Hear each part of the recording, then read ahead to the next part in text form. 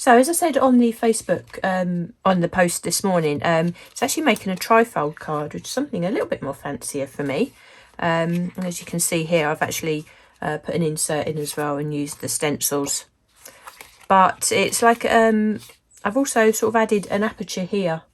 So it's like a peephole card. So as you unfold the card, you actually sort of see more of the design unfold. So I thought that worked really well. And this is using today the Japanese Anemone layering stencils and the embossing folder. Now I think that this would work with any of the embossing folders or stencils that you have.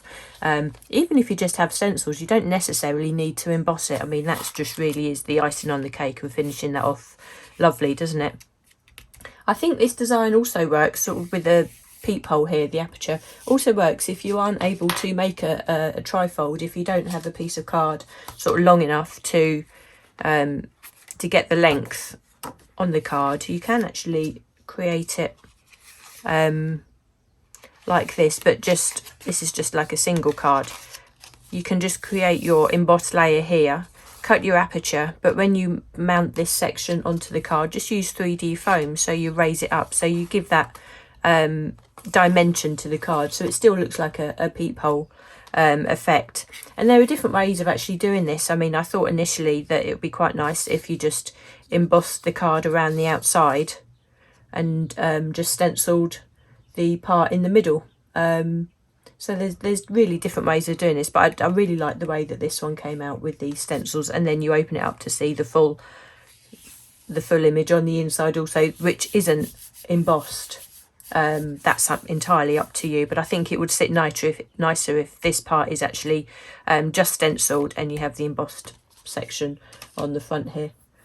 Okay, so let's get started. Let's see if we can get showing this for you. Now I've used here the nested torn edge circles. You can use any of your nesting dies, I would say, and not necessarily circles. It actually look really nice with a heart, and I think it all depends on what your focal point is of the embossed design or the stencil design that you're using. I've used the nested torn edges, and I've chosen the size circle that fits best to actually highlight this flower here. So what I done was I got myself my card blank, and I've cut myself the layer that would go on top to fit. Then you take your embossing folder. So here I'm using the Japanese Anemone. You take your embossing folder and you take the card that you're going to mount onto the front, the piece of card that you're going to mount onto your card blank. You put it into your embossing folder, and at this stage you're not really, you're not going to be putting it through the embossing machine. What you're doing, you're just seeing where on the card the flower or your focal point is going to fall. Yeah, I think you can just about see that. But if you actually put your card into your embossing folder and bring your die in, what you really need to do is just sort of put your die on the inside and just sort of position it where your focal point is, just as I say, the focal point of your design is going to be. Then if you can, just sort of lay that on your card, open up your folder, and then at this stage, before you touch anything, you can get yourself a tiny bit of tape, just a bit of washi tape, like so, and just put that into position, and you know that that die is going to stay in place, and that's where your flower is going to be. Then what you can do, you put this onto your card base, and again you can use another piece of tape, and just make sure that your card blank and your top layer here stays in position. Open up your card blank, obviously, because all you want is just the 2 layers to go through the die cutting machine. Put that through the sandwich, through the die cutting machine, and your die will cut through both layers.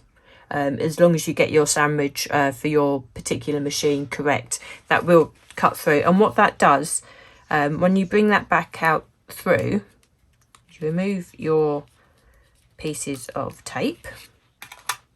What that will do is create your aperture on this layer and on your card, and you know that they will match up. So that's a useful little tip. So when you actually lay this back on. Now what I've done here, I've actually just taped onto the back and kept the aperture in place just on this card. For your actual card blank, you can take that away and you can save that as a gift tag or use it on a different project. Don't throw it away, because that's obviously when you die cuts, or you just put it back in your envelope where your nesting shapes are. So you have your aperture cut on your card blank. Now at this stage, this is when we can start stenciling on our design.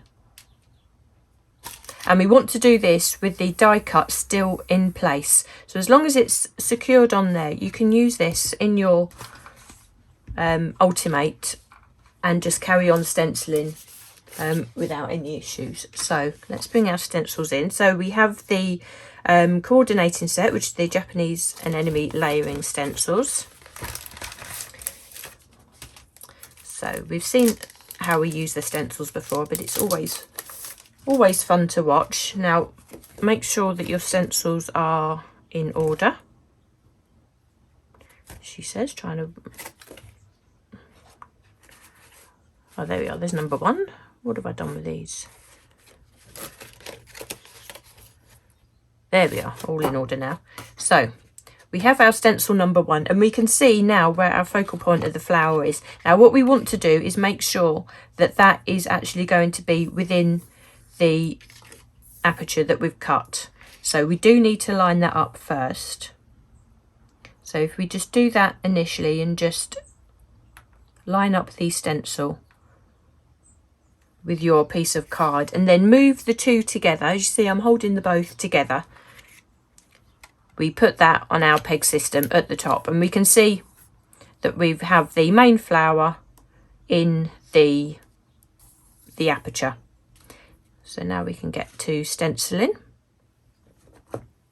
So again, I'm using Lisa's inks here, the blending inks this week. I've used the pigment inks for the last couple of weeks.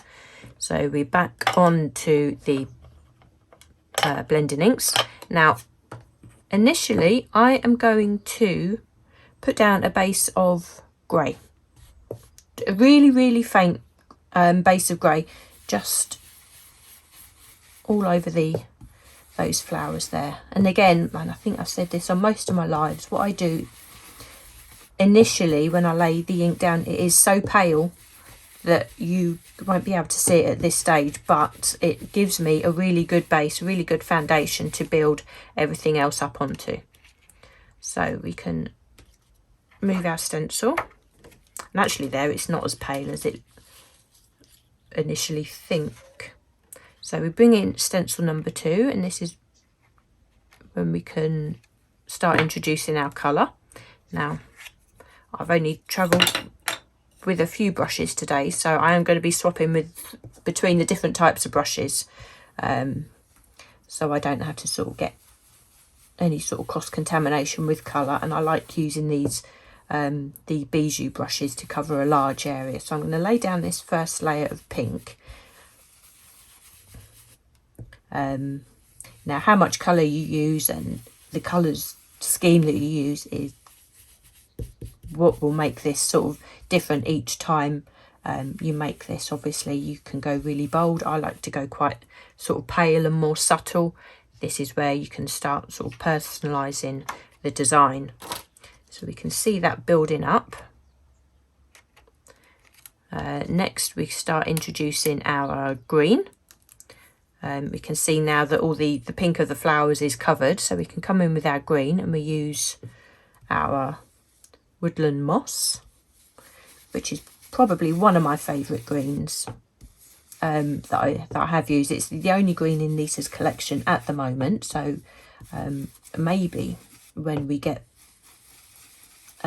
set 2, of the inks that are coming out. There may be another green in there, I'm not sure, but this is a really lovely colour which just blends with all the other colours, so it doesn't matter what flower colour you use, this works so well.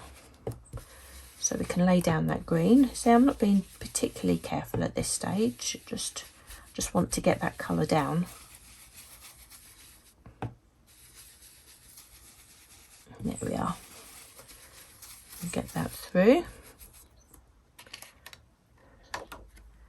We can see that building up really nicely. Now we can come in with some detail on the flower, and for this I'm actually going to come in with a bit of purple. Oh, excuse me, I'm going to use a smaller, oh that's noisy, isn't it? I'm going to come in with a smaller stencil brush and use the purple. Just a small amount, because you can see the amount of colour that is put down initially. So I'm just going to run that round, and I'm going to go in circular motion, so the purple is going to be more intense in the centre of the flower and blend out more gently to the outer edges, and I think that looks a really a lovely effect. So make sure we get all of that covered, and a tiny bit in there too. I did try using this layer with the pink, but it just for me it didn't make the flower pop, so I just thought that we just needed that extra dark bit of colour, and the purple works so well with the pink. There we are, you can see that building. Now we can come in, this is the last stencil, and we can use the smaller brush, and this is where we can start getting the shading on our green. We'll do this. I'll do it quickly because I do actually have the second one of these flowers to stencil also, and I know that you've seen it before, but it's really good to show you sort of the full process. So obviously you would take more time with this and add more shading. You can add some grey into the base of the leaves, and that will start giving you a bit of dimension going on there as well. Yes, I mean, you would have an awful lot more time, and also we have the centre of the flowers, so just add yourself a pop of purple in the centre there. There we are. But even doing that quickly, that you get a fabulous look there, I think. So now we have that stenciled. Now we need to run this through the embossing machine. So we still keep the aperture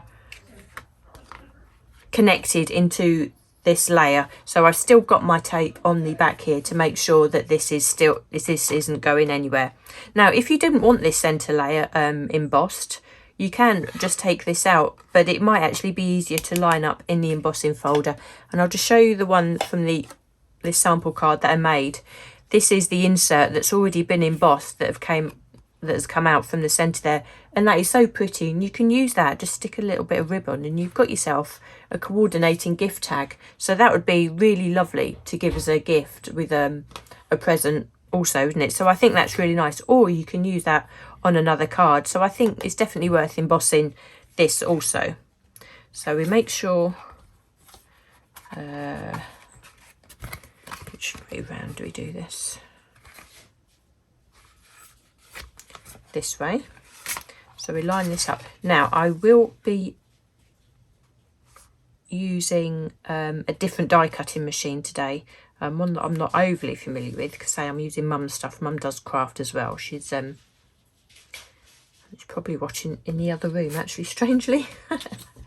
So I'm actually using the Gemini today, so I've had a quick tutorial on it this morning, so let's hope this goes well. Let's put that through there. Fingers crossed that's working. Oh yes, there we go, that's worked. That's worked really well. So you can see we have that embossed, and at this stage now, this is when you can remove the tape and remove the centre.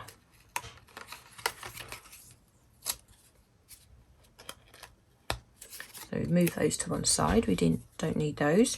And this is the layer now that goes onto the front of your card, and you can see now that that lines up with the aperture that we've already cut on your card base. Now, what we need to do is to make sure that we line up these stencils on the inside of the trifold card. So we bring our stencils back across. We can, at this stage, actually, it doesn't really matter. You can possibly glue this to the front of the card if you wanted to just now. So that would help in the lining up. The other thing we can do is, let me see, we bring back in our flower, the insert there, we line it up with the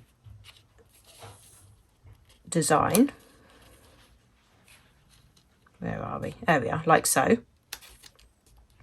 And we make sure that that goes through to the other side of the card, so that sits there like that. Now this is slightly fiddly, I do appreciate, but it's definitely worth doing. As I say, if you can line, as long as all your apertures are lined up, you can see that once we've put the front of the card there, the inside of the aperture is lining up on the trifold. Now if you wanted, you could just add this element to the inside of your card, and then that would work just as well. But if you wanted to go one step further, just attach that to there. And then what we can do, bring in your stencil, excuse me, bring in your stencil, line that up to where the flower is, like so, and then you can attach, say, keeping hold of the whole section like we did before. We can put that on our peg system, and we know that this is all lined up and in place. So we can use our magnets to hold our card. So we have the rest of the card folded at this position here, out of the way of the being stencils. So we can use our magnets to keep that in place. We can lift our stencil a little bit and remove our die cut with the flower. Now we are ready to begin stenciling again. And you know, if you've lined all of this up, when we actually close this up to be the trifold again, through the aperture of the card at the front, and you will see the continuation of this design. So I'll get through this quickly so you can actually see this come together. Now if you notice at this stage, I'm actually stenciling direct onto the card blank, and this card blank that I'm using actually is slightly pearlescent, so it gives a slightly different finish on the inside, which again I think just adds to the dimension and the texture that you've created. So we add the pink on there. Now I'm doing this a bit more speedy than I would normally do. Let's say when you have the time to do this and you get the colours to build up, you'd spend your time creating the shading, but I just really want to show you how this sort of comes together. Put the green down like so. And I'm pretty sure that this would work with a lot of the floral embossing folders that Lisa's got. If you can pick out the one central point, or the point that really catches your eye on that embossing folder, and highlight it with one of the nesting dies. It might be a slightly larger die from the nesting set than what I've used today. I think it all depends on the embossing folder that you use, and also I think this will scale up or down depending on the card size that you're using as well. Now I'm using a square card, which is my favourite card size to use, but if you were using like an 8x8 card, you can use one of the more intricate embossing designs. You can use a 5x7 design or a 5x7 card. I think that would work really well. So this can really be created on any shape card, and with any embossing folder. And if anybody does decide to give this a go, perhaps with a different design, it would be great to see it in the group and to see how well this works.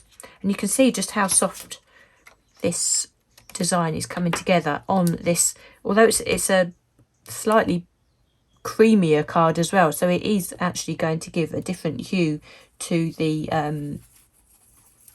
front of the card as well. But I think that just adds to it, and I think it's one of those cards that when you look at them in the card shop and you open it up and it sort of keeps on giving, it just keeps adding layers of sort of coordinating design. I think they're really quite special cards, aren't they? So hopefully this will be a nice gift to give to someone as well.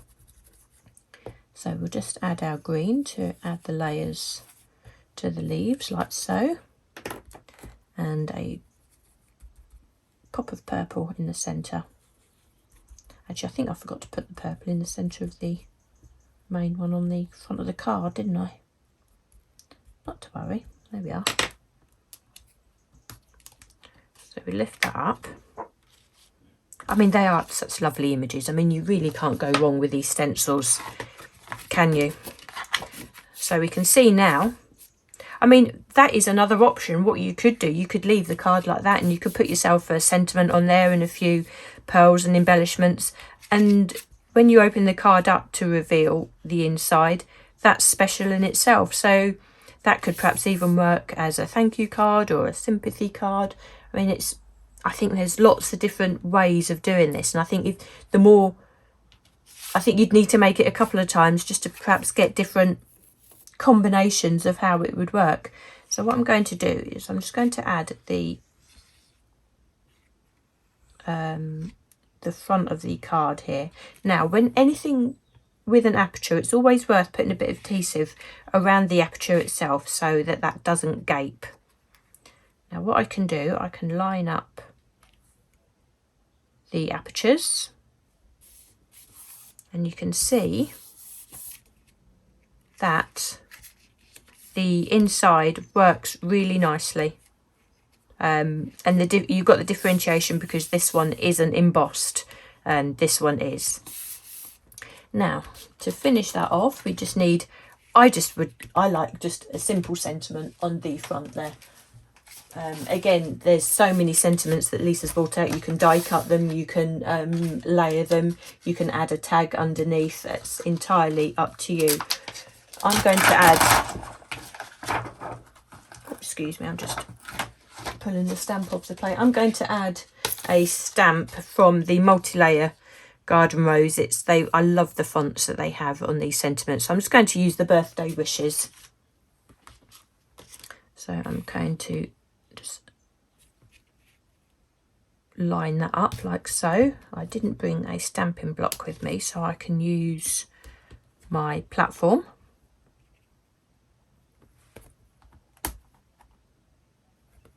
So I can pick up the stamp and I can ink that sentiment with Lisa's black ink.